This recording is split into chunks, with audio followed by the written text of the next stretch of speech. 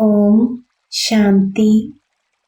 Spark audio सहज योग book series का टॉपिक है बीज रूप स्थिति, पार्ट 2।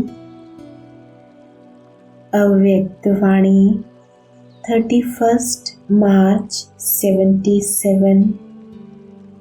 इच्छा मात्रम अविद्या अर्थात संपूर्ण शक्तिशाली बीज रूप स्थिति।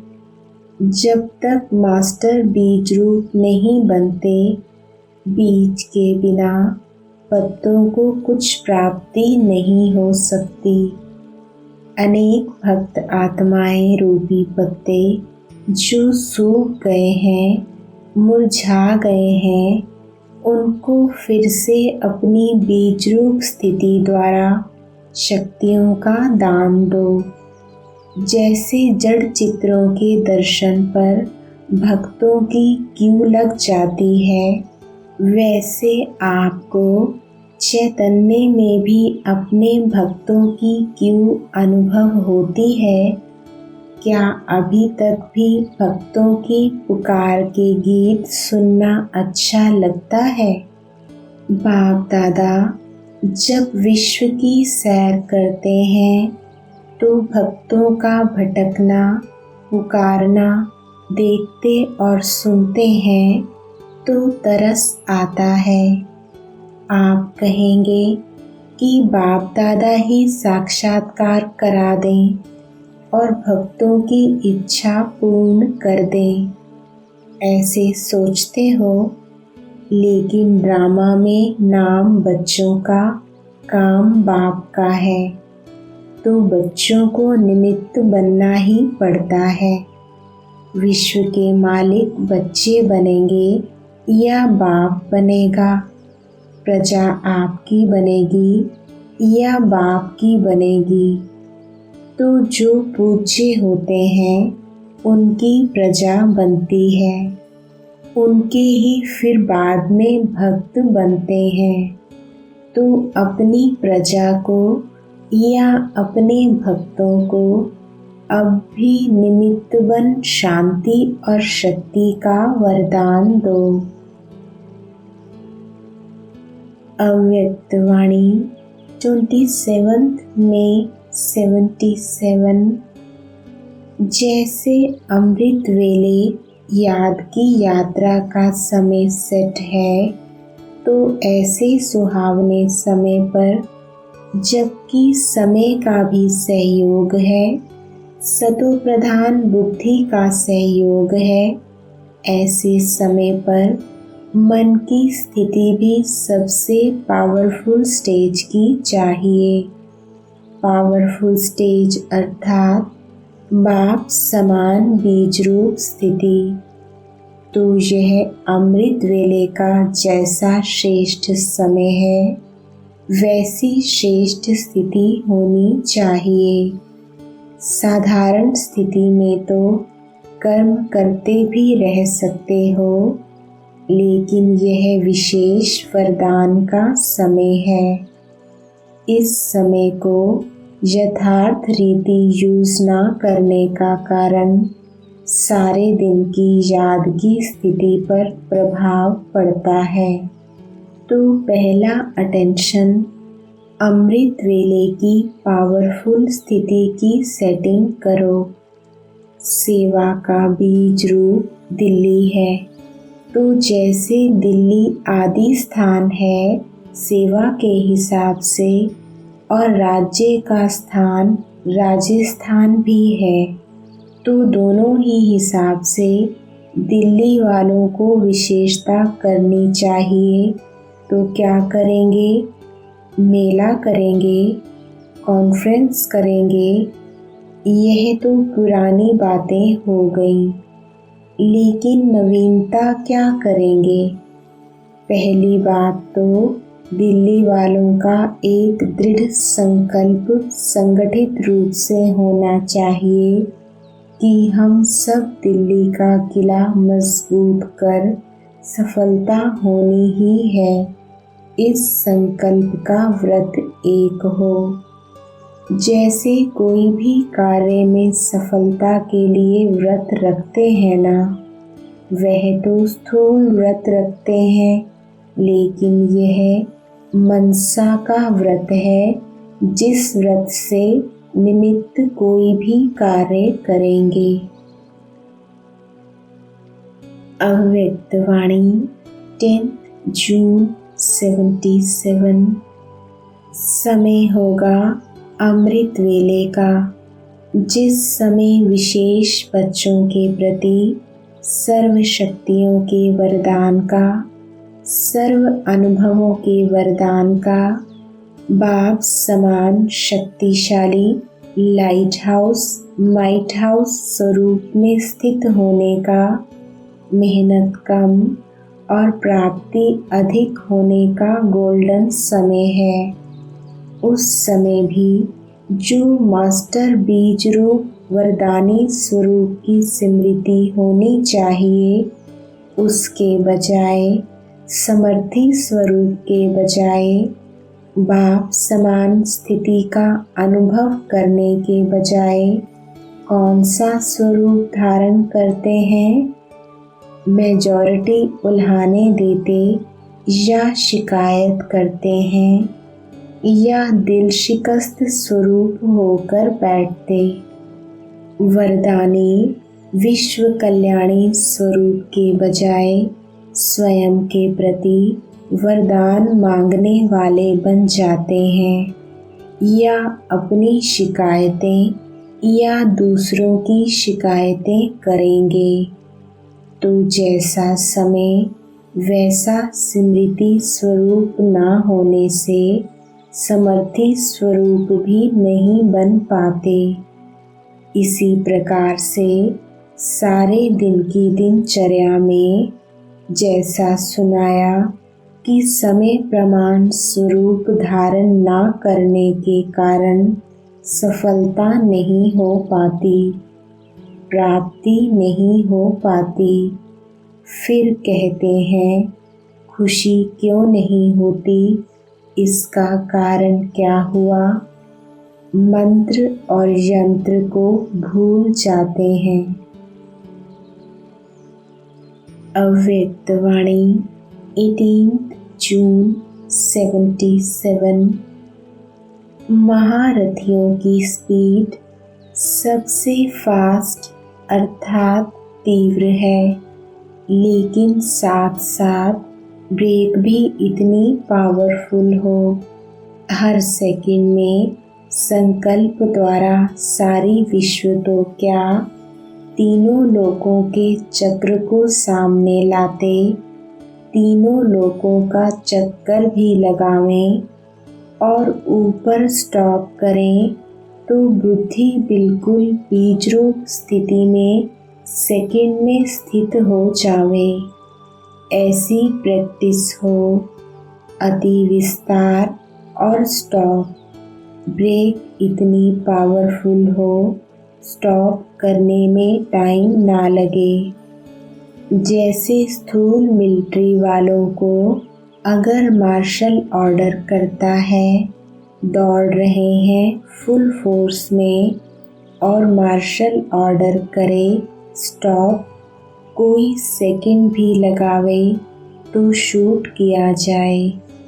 तो जैसे वह शारीरिक प्रैक्टिस है, वैसे यह है सूक्ष्म प्रैक्टिस। महारथियों के पुरुषार्थ की गति भी तीव्र और ब्रेक भी पावरफुल हो, तब अंत में पास विद ऑनर बनेंगे। अव्यक्तवाणी 10 दिसंबर 78। सदा एक लक्ष्य की तरफ ही नजर रहे, वह लक्ष्य है बिंदु। एक लक्ष्य अर्थात बिंदी की तरफ सदा देखने वाले, अन्य कोई भी बातों को देखते हुए भी नहीं देखें, नजर एक बिंदु की तरफ ही हो।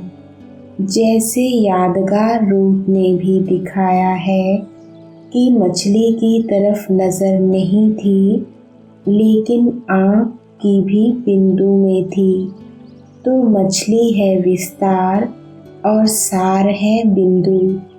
तो विस्तार को नहीं देखा, लेकिन सार अर्थात एक बिंदु को देखा। इसी प्रकार अगर कोई भी बातों के विस्तार को देखते तो विघ्नों में आते और सार अर्थात एक बिंदु रूप स्थिति बन जाती और फुल स्टॉप अर्थात बिंदु लग जाती। कर्म में भी फुल स्टॉप अर्थात बिंदु, स्मृति में भी बिंदु अर्थात बीजरूप स्टेज हो जाती।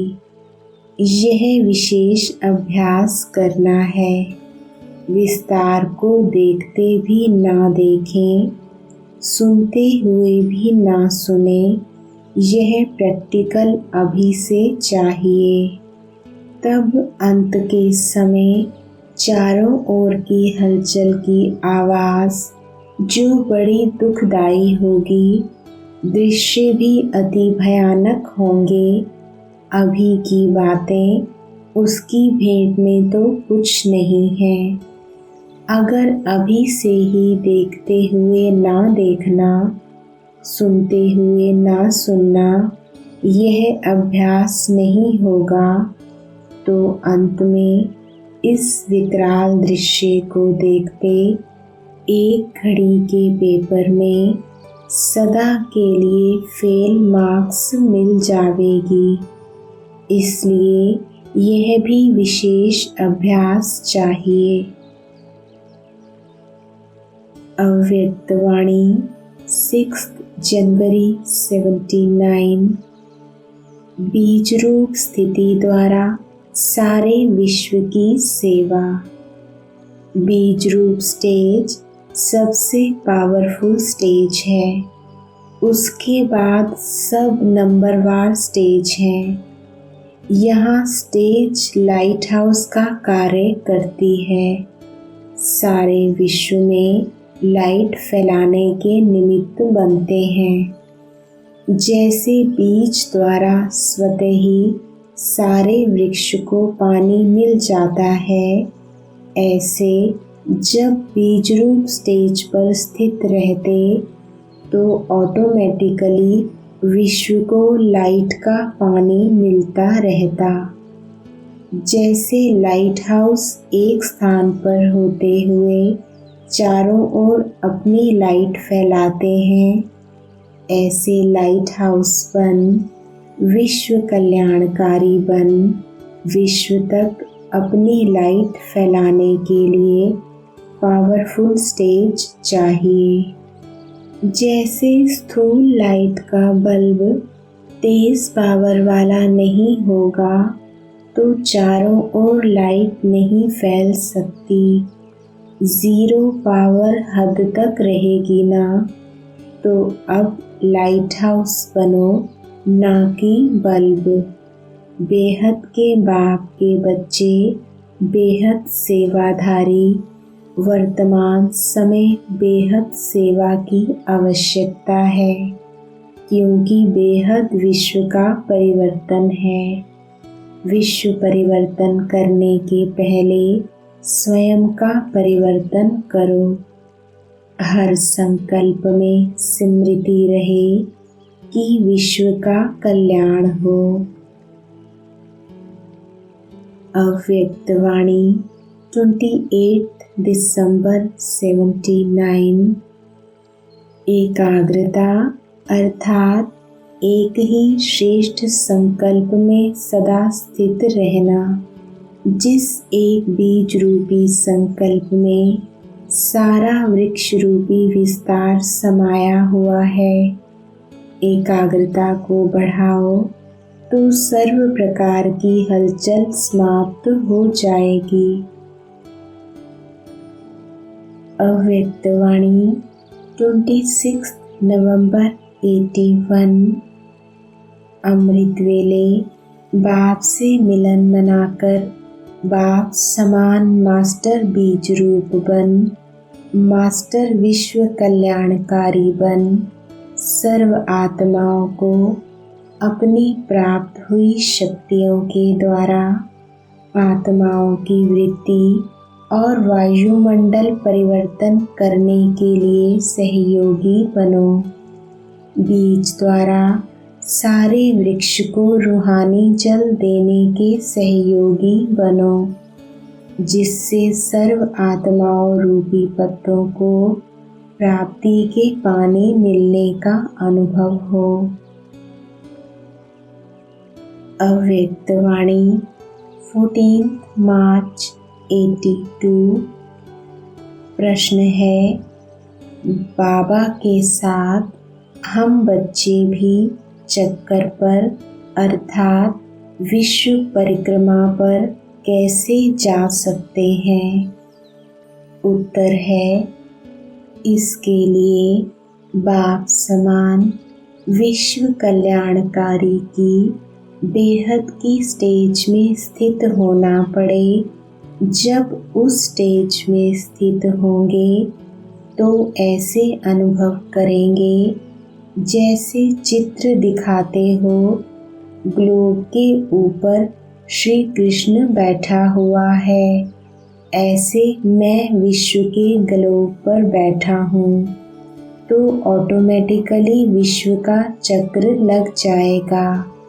जैसे बहुत ऊंचे स्थान पर चले जाते हो तो चक्कर लगाना नहीं पड़ता, लेकिन एक स्थान पर रहते सारा दिखाई देता है। ऐसे जब टॉप की स्टेज पर, बीज रूप स्टेज पर विश्व कल्याणकारी स्थिति में स्थित होंगे तो सारा विश्व ऐसे दिखाई देगा जैसे छोटा बॉल है। तो सेकंड में चक्कर लगाकर आएंगे क्योंकि ऊंची स्टेज पर रहेंगे। बाकी कभी कभी दिव्य दृष्टि द्वारा अनुभव होता है प्रैक्टिकल चक्कर लगाने का।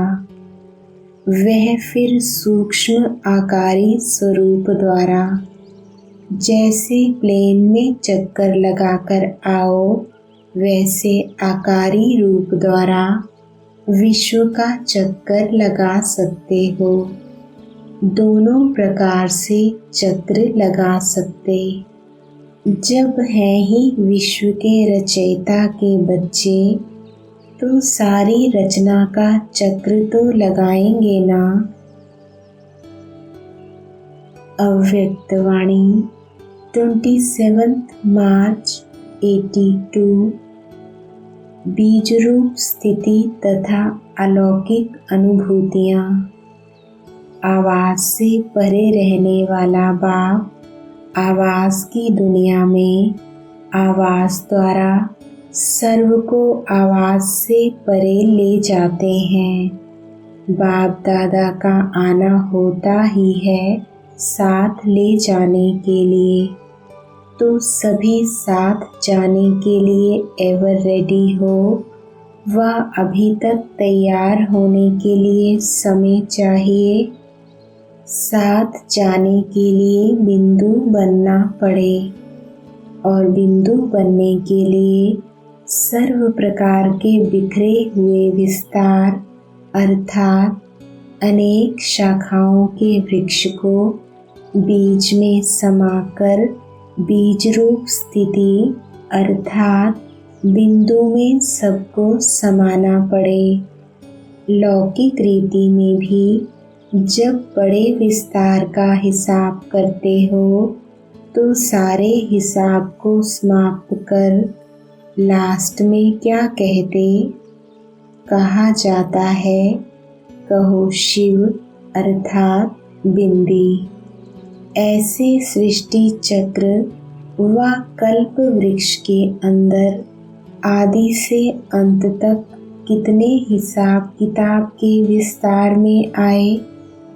अपने हिसाब किताब की शाखाओं अथवा विस्तार रूपी वृक्ष को जानते हो ना।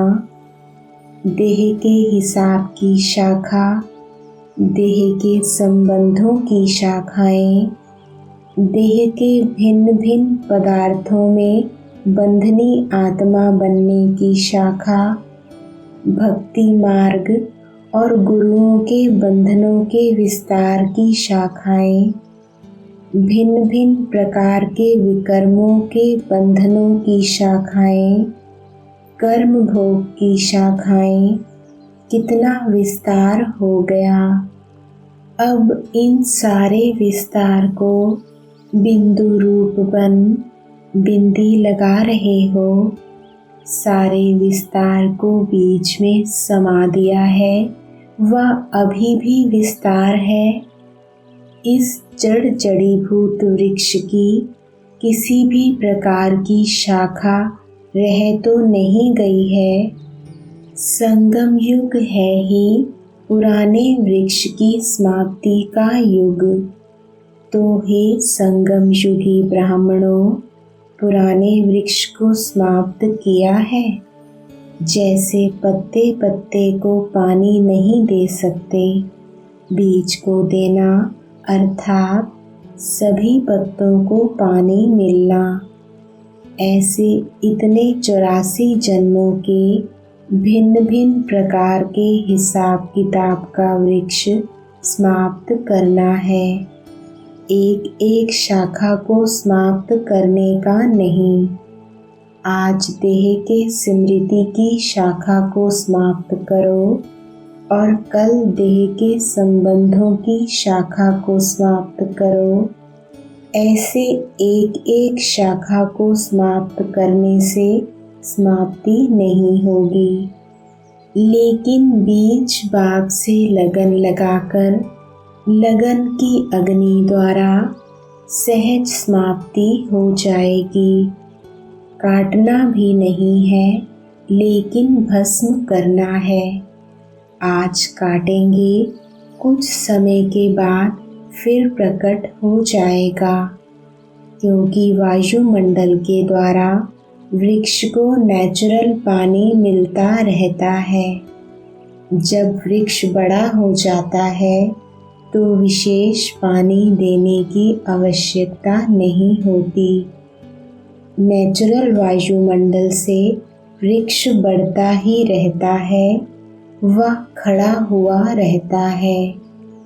तो इस विस्तार को पाए हुए जड़ जड़ीभूत वृक्ष को अभी पानी देने की आवश्यकता नहीं है, यह ऑटोमेटिक बढ़ता जाता है।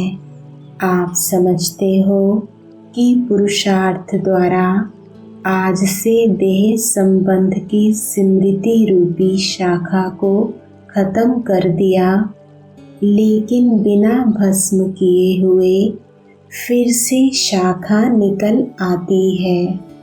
फिर स्वयं ही स्वयं से कहते हो, वह बाप के आगे कहते हो कि यह तो हमने समाप्त कर दिया था, फिर कैसे आ गया? पहले तो था नहीं, फिर कैसे हुआ?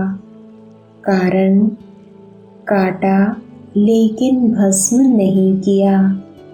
आग में पड़ा हुआ बीज कभी फल नहीं देता।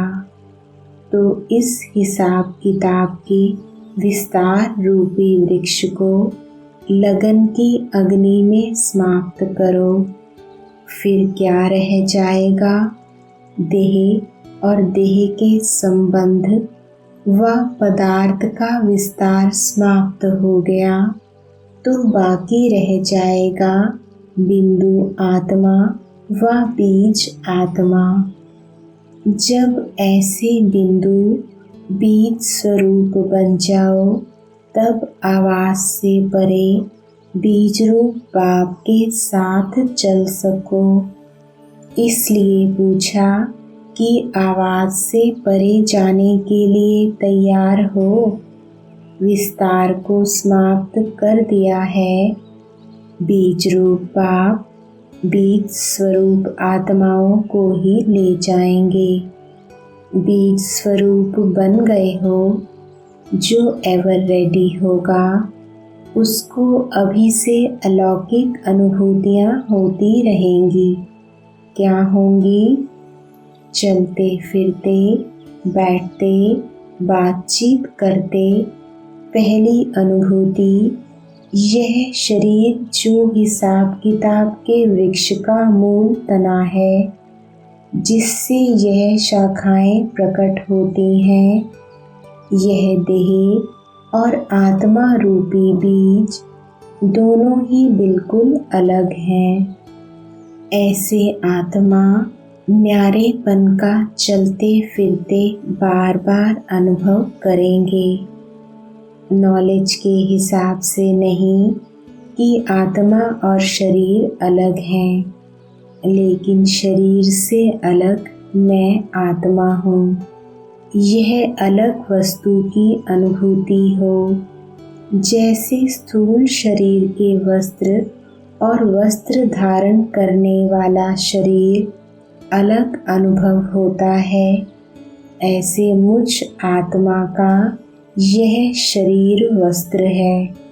मैं वस्त्र धारण करने वाली आत्मा हूँ, ऐसा स्पष्ट अनुभव हो। जब चाहे इस देह भान रूपी वस्त्र को धारण करें, जब चाहे इस वस्त्र से न्यारे अर्थात देह भान से न्यारे स्थिति में स्थित हो जाएं। ऐसा न्यारेपन का अनुभव होता है।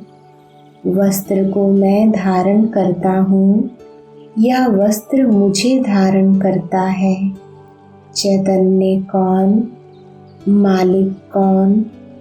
तो एक निशानी न्यारेपन की अनुभूति।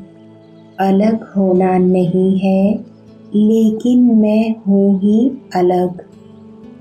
दूसरी निशानी व अनुभूति एवर रेडी अर्थात साथ चलने के लिए समान बनी हुई आत्मा साक्षात्कार द्वारा आत्मा को नहीं देखेंगी, लेकिन बुद्धि योग द्वारा सदा स्वयं को साक्षात ज्योति बिंदु आत्मा अनुभव करेंगी।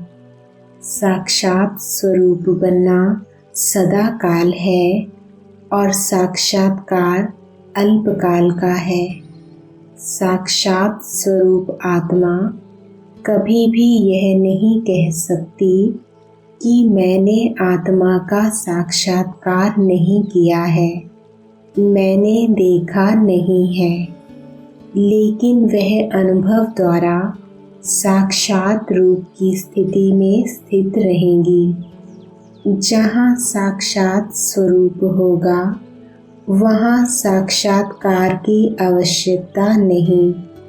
ऐसे साक्षात आत्मा स्वरूप की अनुभूति करने वाले अथॉरिटी से निश्चय से कहेंगे कि मैंने आत्मा को देखा तो क्या, लेकिन अनुभव किया है।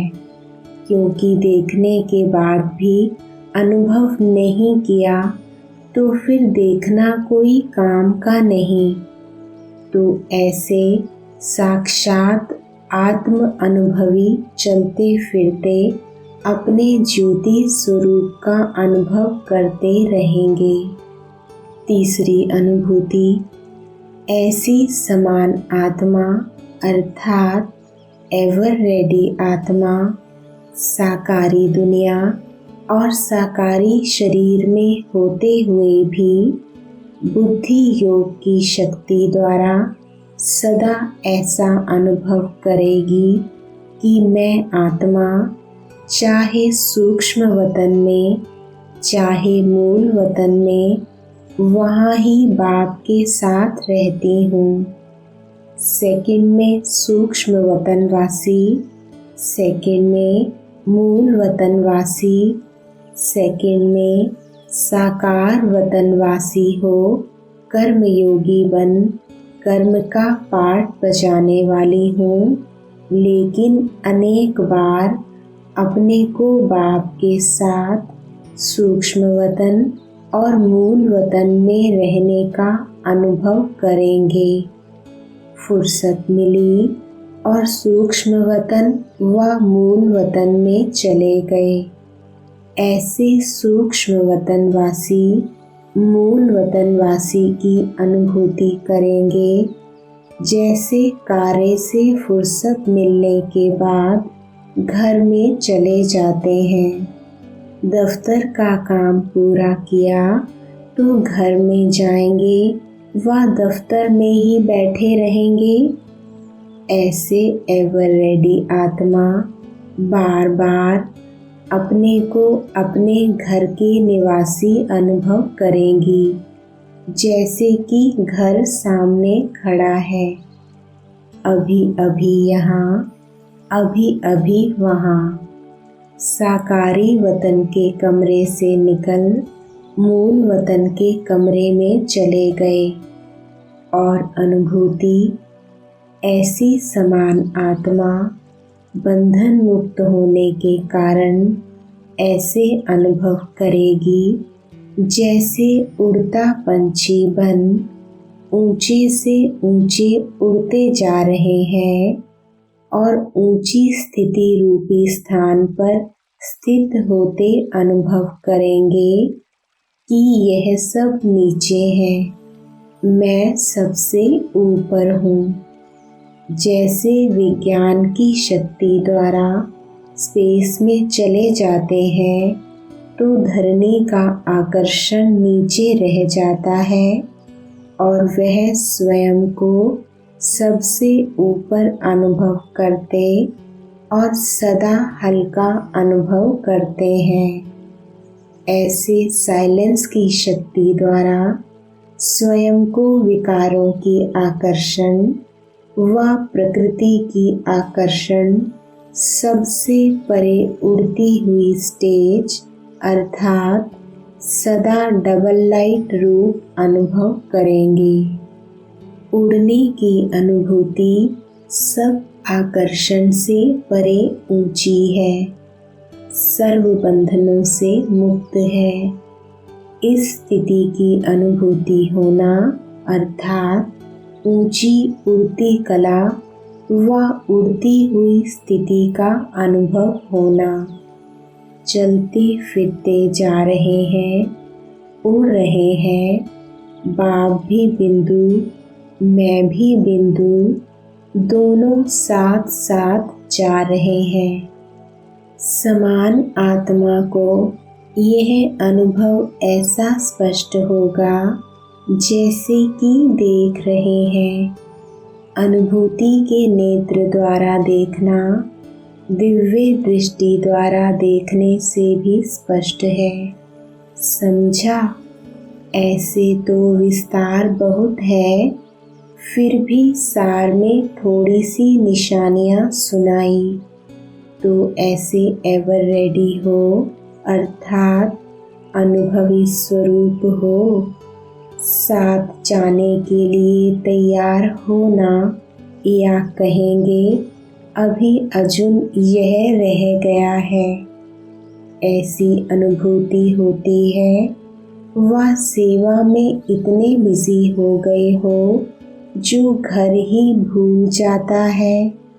सेवा भी इसलिए करते हो कि आत्माओं को मुक्ति व जीवन मुक्ति का वर्षा दिलावें। सेवा में भी यह स्मृति रहे कि बाप के साथ जाना है तो सेवा में सदा अचल स्थिति रह सकती है। सेवा के विस्तार में सार रूपी बीज की अनुभूति को भूलो मत। विस्तार में खो नहीं जाओ। विस्तार में आते स्वयं भी सार स्वरूप में स्थित रहे और औरों को भी सार स्वरूप की अनुभूति कराओ।